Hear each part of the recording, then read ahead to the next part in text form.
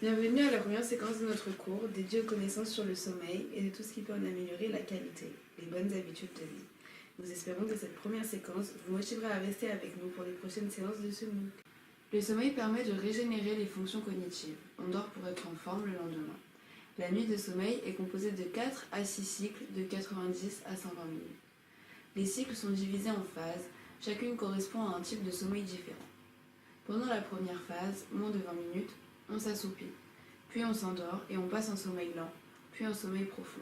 Cela prend en moyenne 1 heure. La respiration se fait doucement plus profonde et plus régulière, et il est difficile de réveiller le dormeur.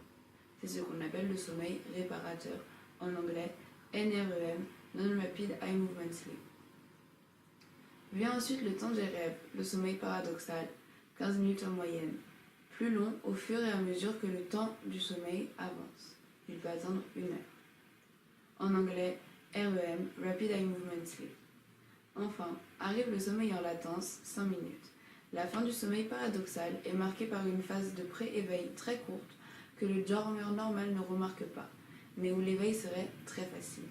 Puis, si aucune stimulation particulière ne le tire du sommeil, le dormeur enchaîne un nouveau cycle.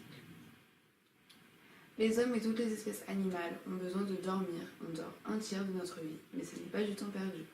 Une absence prolongée de sommeil peut avoir des effets sur l'humeur, affecter les sens ou même provoquer des hallucinations. Son manque chronique induit des problèmes de santé tels que l'obésité, la dépression ou les maladies cardiovasculaires. Les Japonais ont inventé les hôtels capsules pour pouvoir faire des siestes dans la journée. Une sieste, même très courte, 15 minutes, est bénéfique. Pendant le sommeil, le cerveau travaille. Il classe, trie et range les informations importantes, dont les souvenirs. En dormant, on améliore ses facultés de mémoire et de concentration. On trie aussi ses émotions et on se réveille moins stressé. D'où l'habitude de repousser une décision importante au lendemain, après une bonne nuit de sommeil. Cela permet de voir les choses plus clairement. Un environnement apaisé et sécurisé permet de dormir profondément sans avoir à s'inquiéter. On appelle cela dormir sur ses deux oreilles. La durée recommandée est entre 7 et 9 heures. Il vaut mieux avoir un environnement propice au sommeil, comme éviter les bruits, éteindre son téléphone, privilégier l'obscurité, mettre un bandeau sur les yeux, aérer la chambre et choisir un matelas confortable. Un rêve ne dure que quelques minutes, même si on a l'impression qu'il a duré très longtemps. On oublie souvent les rêves au réveil ou même le fait qu'on ait rêvé. Le rêve est bénéfique car il permet de stimuler la mémoire, l'apprentissage et la créativité.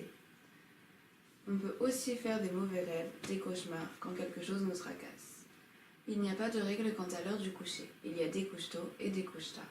Mais le sommeil lent dure plus longtemps dans les premiers cycles de la nuit. Si on a trop de pensées dans la tête, il faut les noter sur un papier, puis les oublier. Il faut aussi avoir des bonnes habitudes comme un menu léger le soir et laisser le temps pour la digestion, 1 heure et demie. Ne pas boire de boissons énergisantes et garder les mêmes horaires de coucher tous les soirs. Il est recommandé également de préférer des activités relaxantes et calmes avant de se coucher.